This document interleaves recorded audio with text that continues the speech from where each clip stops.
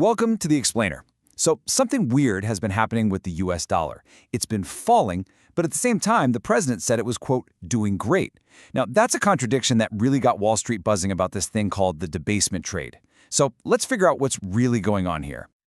All right, let's kick things off with a statement that honestly left a lot of people just scratching their heads. When he was asked about the falling dollar, President Trump said, "It's doing great." I mean, that is not exactly what you expect a world leader to say about their own currency taking a nosedive. And I mean, it really was falling. We're talking a drop of about 12% from its peak right before his inauguration. So again, what on earth was going on? Okay, so why would a president ever want a weaker dollar? I mean, what does that say about America's financial standing? Now, to be fair, a weaker dollar can make exports cheaper and give them a boost. But investors on the trading floors, they started whispering about a much more worrying possibility. And that brings us to our first suspect in this financial mystery. The buzz was all about something called the debasement trade. It really became the #1 theory for the dollar's weird behavior, and frankly, it painted a pretty grim picture. So what exactly is the debasement trade? Well, it's a pretty broad term, but think of it this way. It's basically a giant bet that America's special status as a financial superpower is starting to wear thin. It's a bet on the deterioration of American financial exceptionalism. Or, to put it simply, it's a bet against Team America. Okay, so if you're making a case against Team America, you need evidence, right? Well, Exhibit A for this theory was the surging price of gold. It's a classic move when investors get nervous about, well, just about everything. Currencies, institutions, they tend to run to gold as the ultimate safe haven. And just look at the data here. It's fascinating.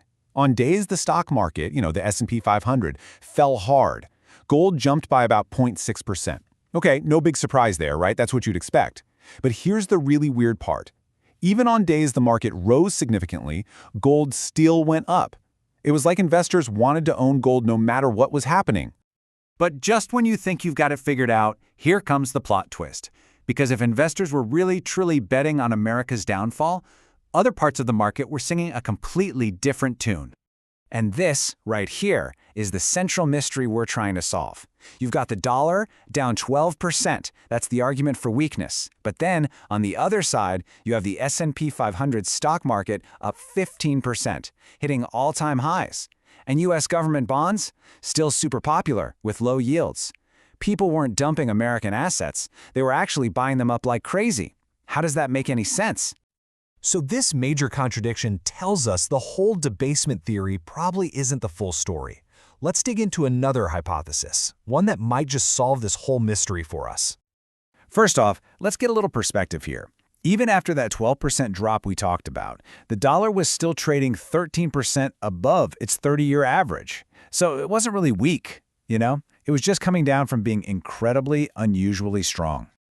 Heck, even a fun little tool like the Economist Big Mac Index, which, literally compares the price of a Big Mac all over the world, suggested the dollar was still overvalued against most other currencies. So again, the story isn't that the dollar was weak, it was just less strong than it had been.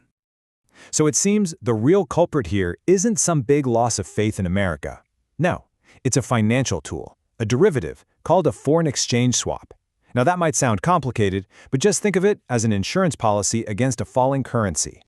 So here's how this whole thing works. Let's say you're an investor in, say, Germany, and you buy a hot US stock. You love the company, you think the stock's going to go up, but you're worried that the dollar might fall against the euro.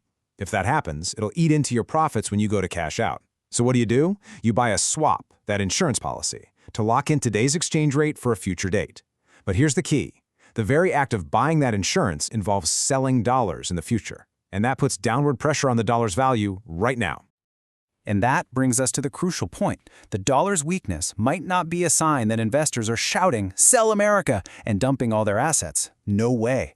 Instead, it could be a sign that they love their U.S. assets so much that they're all rushing to buy insurance to protect them. It's not a sell America trade, it's a hedge America trade. But hold on. This hedge America story isn't necessarily a happy ending. In fact, this simple protective measure could, over time, actually snowball into a much bigger problem. This is where things could get really dicey and turn into a dangerous cycle. Imagine the Federal Reserve cuts interest rates, something the president wanted. Well, that makes this currency hedging we've been talking about cheaper. And if the insurance is cheaper, well, more foreign investors are going to buy it. And what does that do? It puts even more downward pressure on the dollar, which just reinforces the whole thing. And if that kind of self-fitting loop goes on for too long, what started as just a smart, prudent insurance policy could actually morph into a genuine crisis of confidence. The act of hedge America could become so widespread that it actually triggers the very sell-off that everyone was trying to protect themselves from in the first place. Which leaves us with one final and kinda unsettling thought. Was this whole episode of dollar weakness just a temporary side effect of a booming US market that everyone wanted a piece of? Or was it the first tremor before a much larger earthquake? Is Hedge America really just the calm before a full-blown Sell America storm?